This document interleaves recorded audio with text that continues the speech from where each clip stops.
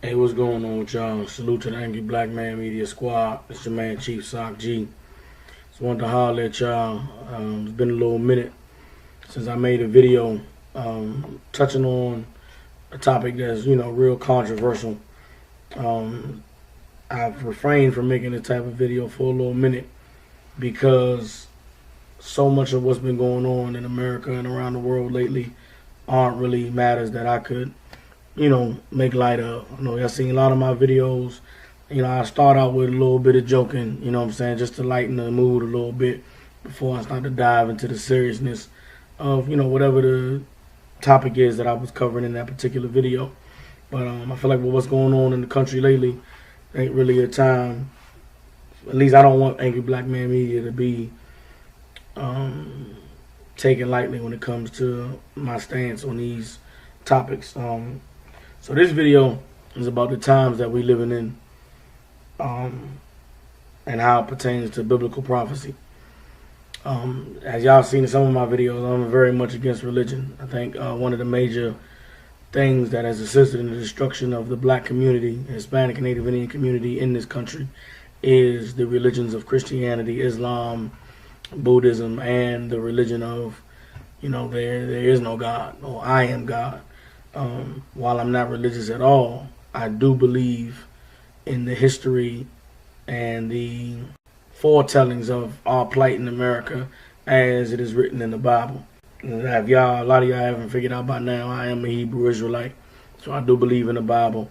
I believe that blacks, Hispanics, Native Indians are the descendants of the true biblical Israelites, and everything that the Bible speaks of as far as prophecy concerning the children of Israel directly correlates with what it is that we've seen happen with the black, Hispanic, and Native Indian race throughout history and in the times we live in today.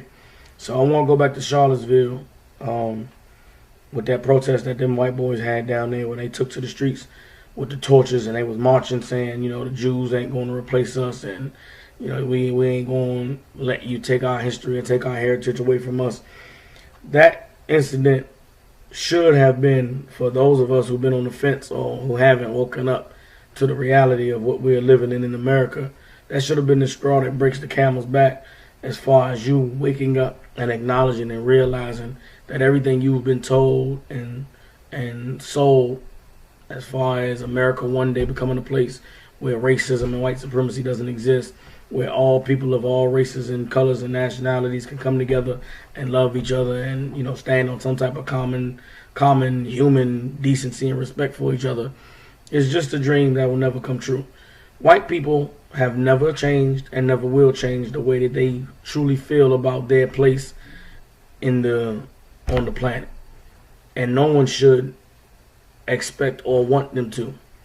You look on a map of the world, every country, all the lines that divide all of the different, sovereign nations were all brought about because of the people within whatever particular borders deciding that we are going to establish a government for the preservation and advancement of our people over all others. Racism is just the way that this world works. You cannot have a thriving, functioning community without being selfish in regards to your race prospering more than others. The difference between the white man's approach to maybe other nations is that the white man is extreme in his supremacist desires to be the number one over all nations, to dominate and rule over all nations. And that's why the cruelty that we've experienced at their hands in this land we call America is based off of their fear of us being their greatest threat. And with where we are in America today, we should not discourage white people from expressing their feelings and being politically incorrect and saying what is on their mind. Because all you do when you suppress someone's freedom of expression is you cause them to react in more extreme ways. Now, that Charlottesville protest is good because Donald Trump has made white people feel comfortable in expressing their racism and expressing their hatred and expressing their supremacist beliefs and ideologies And we should encourage that in this country. Now, them white boys that went out there to protest in Virginia, if there were no counter protesters out there, there would have been no violence.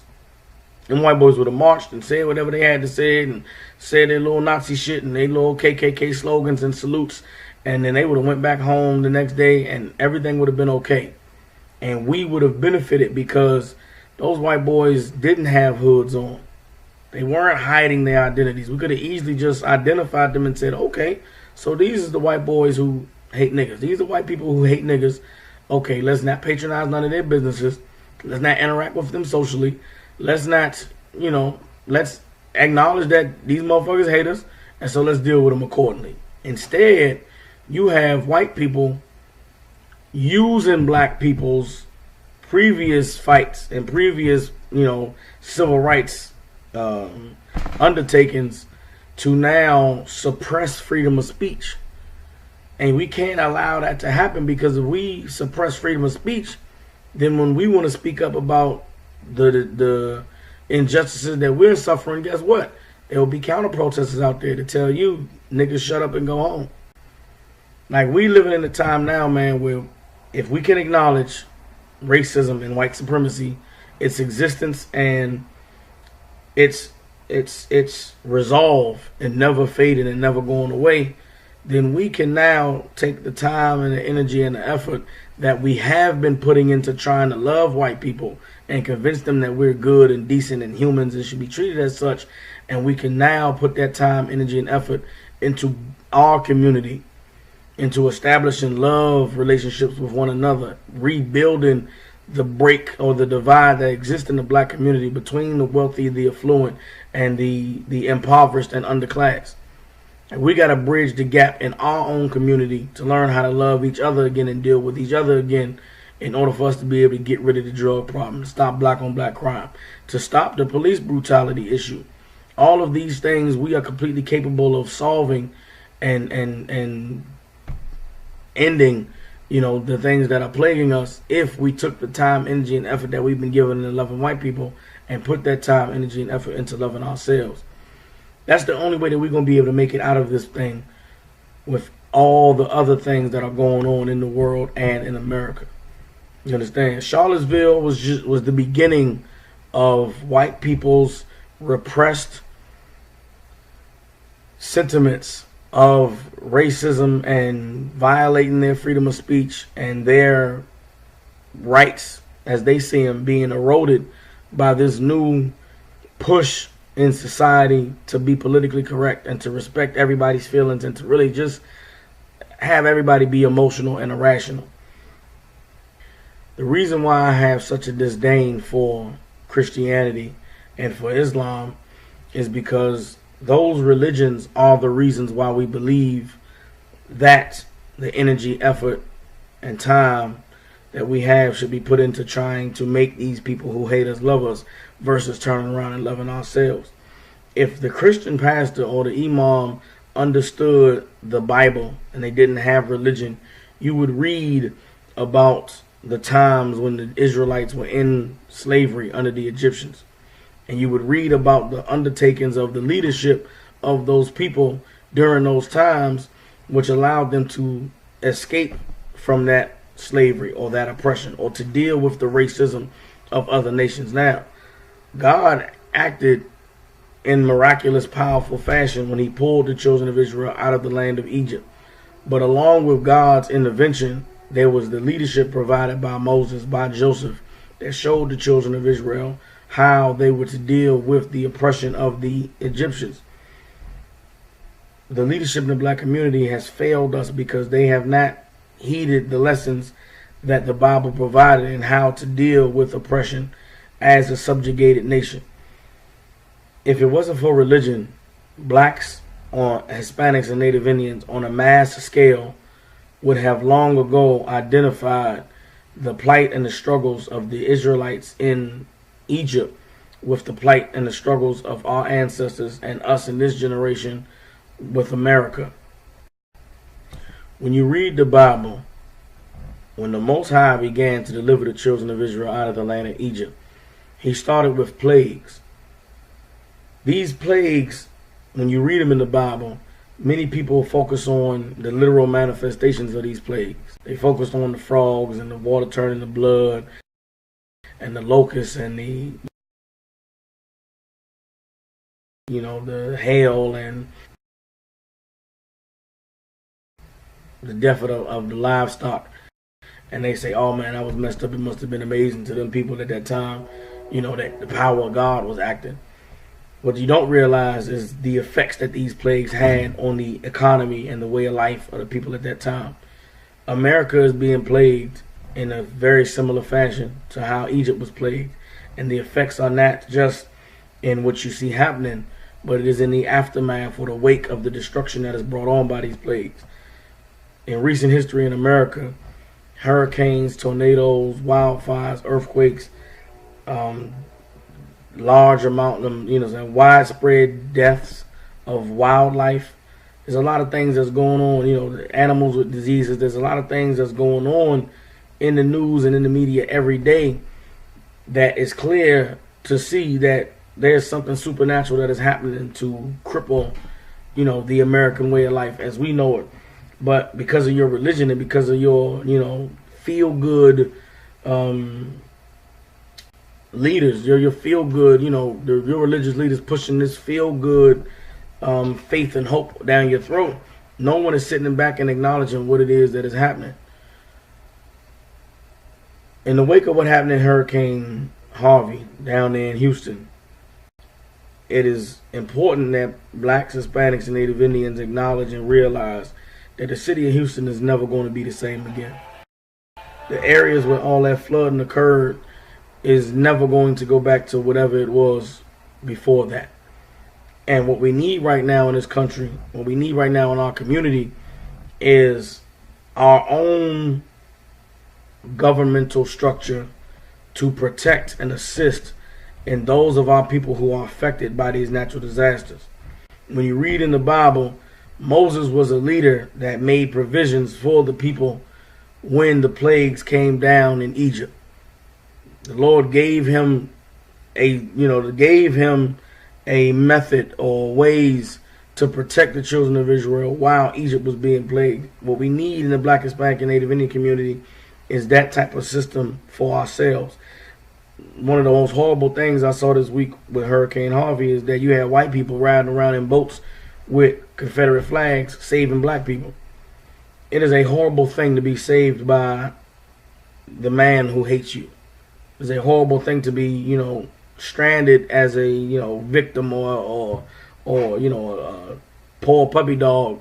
And the only way that you can escape the destruction is to lean on your enemy. Damn that. Black people, we have got to do better.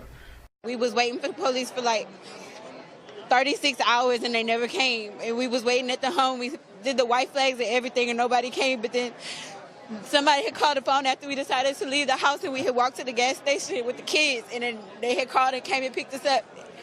But we had been there like 5 days with no food and no lights and nobody came. Now you're with your children. We've heard of stories of mothers trying to save their children from the rushing waters. Can you tell us how that was? We walked through 4 feet of water to go get them food on the first day. Yeah, that's a lot of shit. But y'all sitting here, y'all trying to interview people during their worst times. Like, that's not the smartest thing to do. Like, people are really breaking down and y'all sitting here with cameras and microphones trying to ask us what the fuck is wrong with us. So I'm so and sorry. You really trying to understand it with the microphone still in my face, with me shivering cold, with my kids wet, and you still putting the microphone in my face. Sorry. Russell Flores. You understand? We need to have a system and a structure in place where when something disastrous happens to our people, we can relocate our own people and have them come and move to different cities and different places of the country, and we take them in. You understand? We have to rebuild the moral and the civil foundation of our community, because we are going to need each other more and more as these natural disasters and these different events happening, get worse and worse. The Most High is forcing us to come together. He's forcing us to have to depend on one another, because after a while we are not going to be able to depend on the American government. We have got to now be in the mindset of making a way for ourselves to be able to protect and to feed and to house and to clothe brothers and sisters. When a hurricane hit, like what happened in Harvey, when they issue evacuation decrees, the people in whatever area that's being evacuated should already have a place in another part of the country where they can go live with somebody for the next 6 months or go stay with somebody for the next 4 or 5 weeks. The problem in the Black, Hispanic, and Native Indian community is we so dysfunctional in our hate and our disdain for one another and our lack of respect for one another that we don't know a brother or sister whose family is about to be, harmed by one of these natural disasters, and we won't reach out to them and say, hey, come on up here. Come on up to my city and stay with me for a little bit. Stay with us for a couple months, or come live with us till you get yourself on your feet. Why? Because we don't have trust for one another. We don't have love for one another.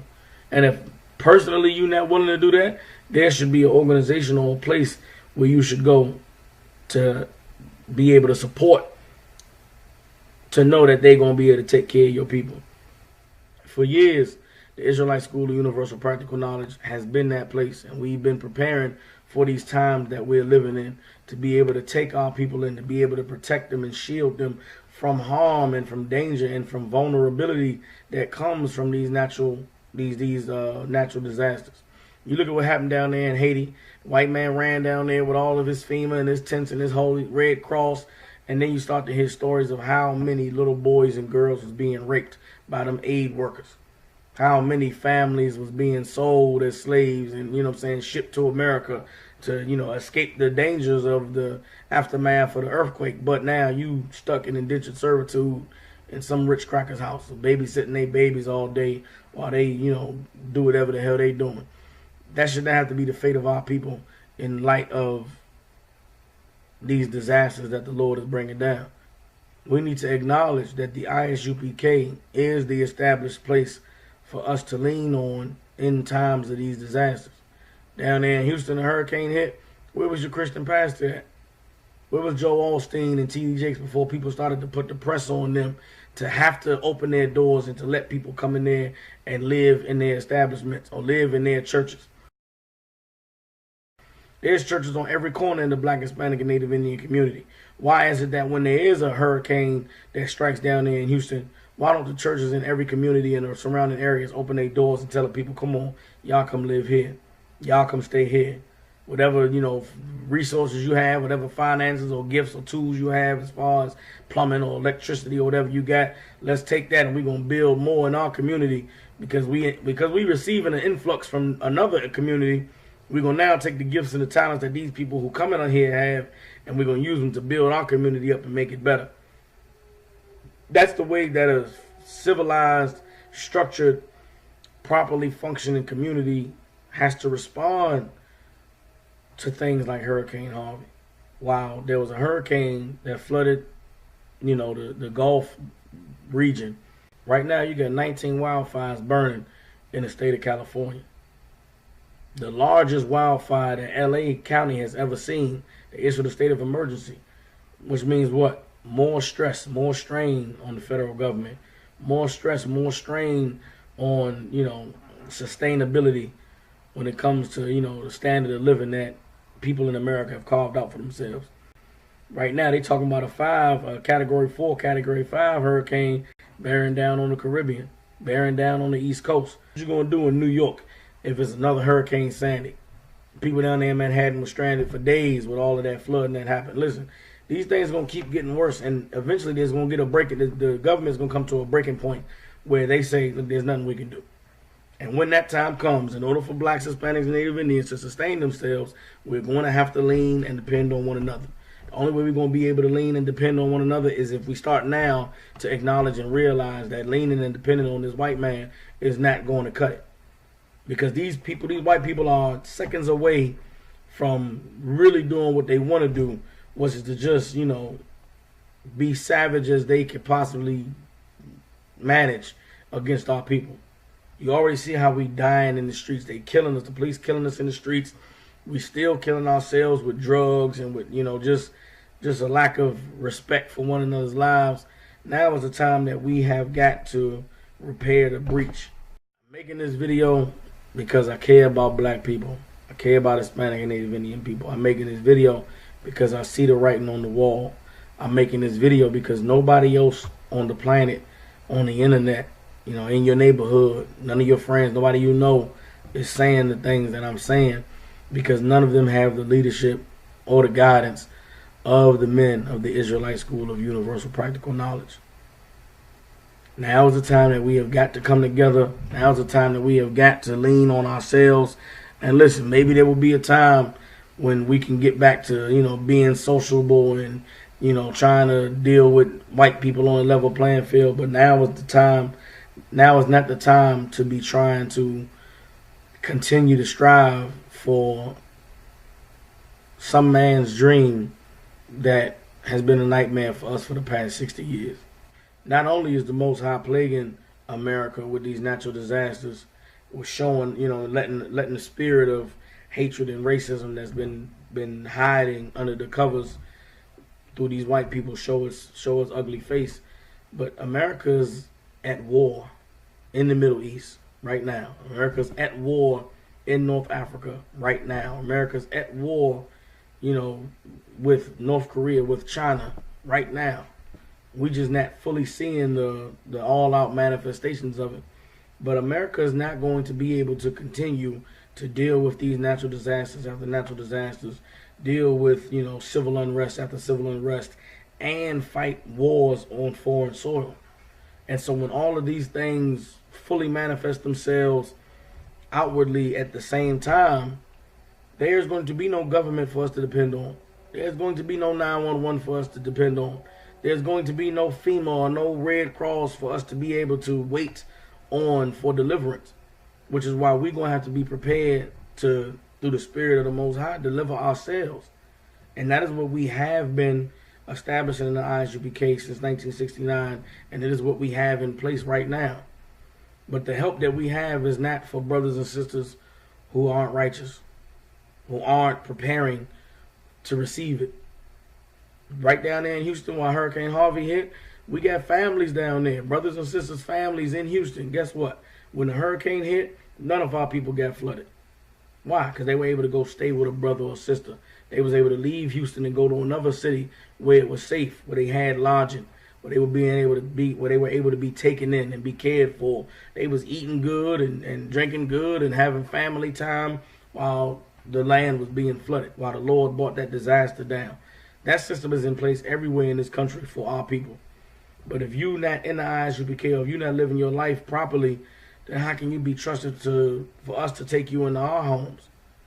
You understand? We have already began the process and solidified, the meaning of restoring the moral fabric of of our community. We have already bridged the gap between the affluent and the wealthy and the poor and the downtrodden, to where none of us don't have to suffer anything when it comes to the white man or comes to the plagues that the Lord is bringing down on this place. Can the same be said about the Christian church? Can the same be said about the Muslim mosque? Can the same be said about, your fraternity? No.